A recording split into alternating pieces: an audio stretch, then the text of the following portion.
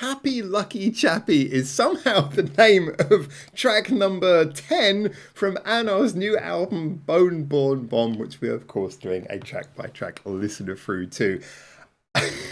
Just the name has me excited. Given that this album so far, and again, I don't kiss ass. If I say what I think, this album has genuinely been meeting my extremely high expectations. That I tried to keep my expectations down, but I've been so excited for this album, and it's been meeting all of my expectations. Yes, I know a lot of the tracks came out ahead of time, so I kind of already should have known that I was going to love this album, but I've got to be honest, so far it's been really meeting expectations. So with a song called Happy Lucky Chappy, I don't know if that's going to be sarcasm and this is going to be the most insane track yet. I don't know if it's going to be something sweet and cute and go into that vibe. I have no idea. Maybe it's going to be something dark and depressing and ironic.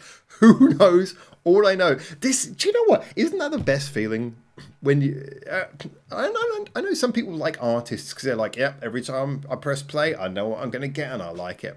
What I love about artists like Anno is that every time I press play, I have no idea what I'm going to get. Reminds me, ironically, because I know that Anno, when she was in You'll Melt More, she met Bish and she became friends with Ina at the end. It was recently something about that she, I think Ina mentioned on a social media post. But it reminds me a lot of Bish, that feeling that I used to get from Bish, where every time you press play, you didn't really know what you were going to get.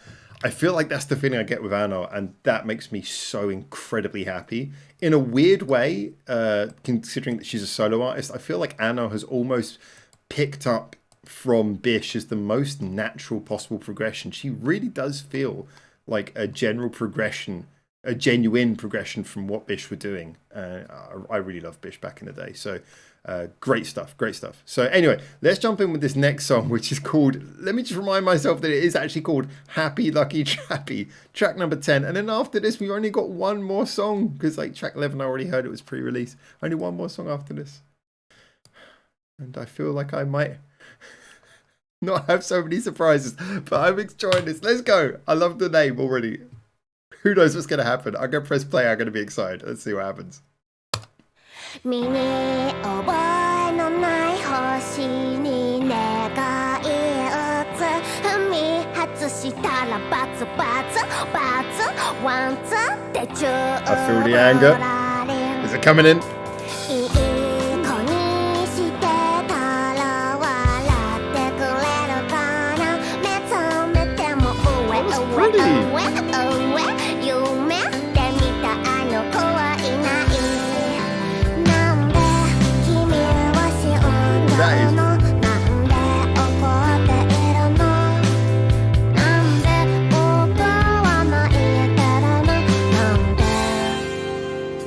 Those clean sounds.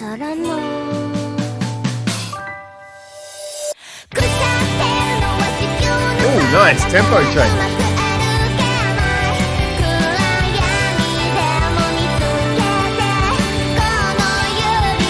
The sound is so pretty. The stereo clean guitars.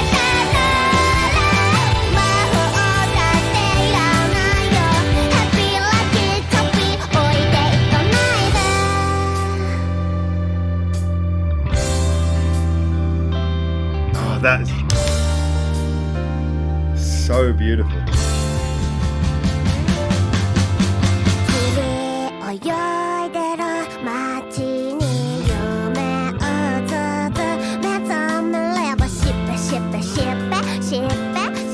There's something very human about the way the tempo changes. Those delicate sounds.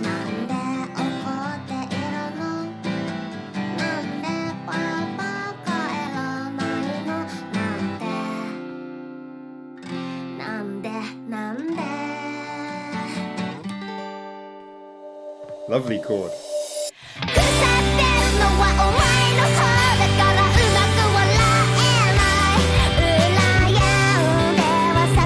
Oh, now mid-tempo.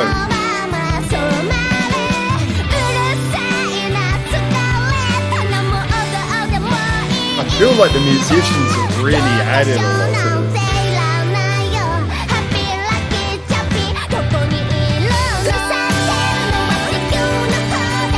Okay, we're setting up double time to the end. Okay.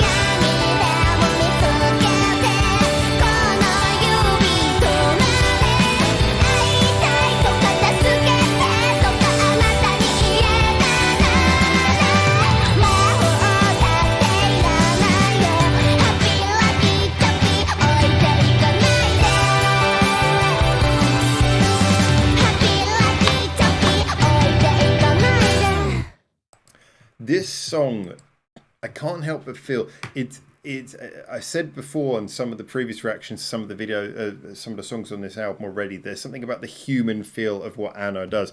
This song really feels like it ebbs and flows, just like it's a human expression. The way that it speeds up and slows down with a delicate little sounds. There's something very human about it, right down to the very tangible sounds of the instruments.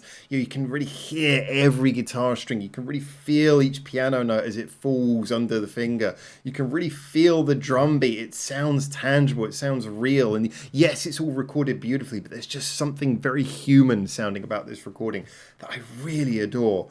That was genuinely quite beautiful in a strange way. Let's get the credits up on screen as usual. So this was another one. So this was composed by Anno and arranged by Taku Inoue. Now, is this the song that was originally done by Eyes? Because I know that there is an Eyes song on here, and I don't know which one it was. But so this was written by Anno, so I wonder if this is the Eyes, the song that was originally done with Eyes. But yeah, this something about this, it felt very human. The way, like I say, it went through those changes, and the way that you were really allowed to hear the musicianship sort of coming through, and as I say, the fact that all the instruments felt really, you could really feel the musicianship, the hands on the instruments. Sorry, I know I'm kind of repeating myself. I'll do what I'll do. I'm going to quickly have a little check and just see. Happy Lucky Chappy. Let's just see if that's was originally done by Eyes or not. Was this the one? Not coming up as one of theirs. So maybe it was the maybe it wasn't this track, because this doesn't sound like an Eyes track.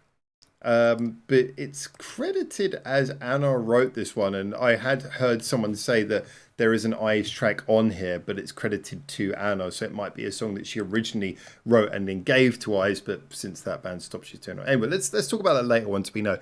This song certainly, though, it felt very beautiful because of just how relatable it was. I'm going to turn on the air conditioning because it's boiling here. Sorry, Japan. Summer has begun, very much, even in the middle of the night.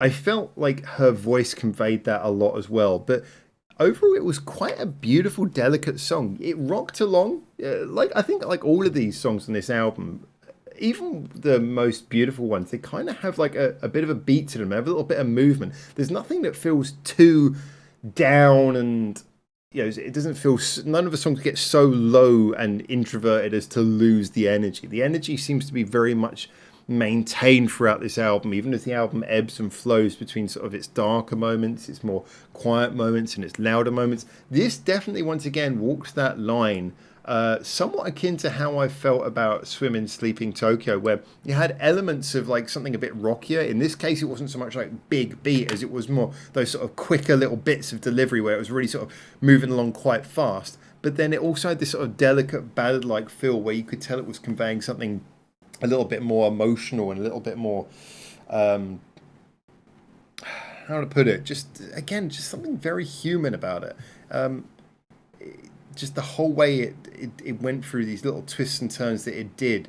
Do you know, the way I've maybe explained, if you ever hear like a classical pianist play, they don't play on tempo. They'll sort of speed up and then they'll slow down, and little bits like that where it's more expressive, and then speed up a little bit. And the tempo very much changes and moves with the feeling. This felt like the song was embodying that. This almost felt like the entire song was like an embodiment of that theory of like, something speeding up and slowing down with the mood, but like not stopping that overall train of notes. That same train of thought is running through the music, but it's just sort of the speed and the tempo shaped around that. So anyway, I'm waffling a little bit about this one, but this was a really interesting song.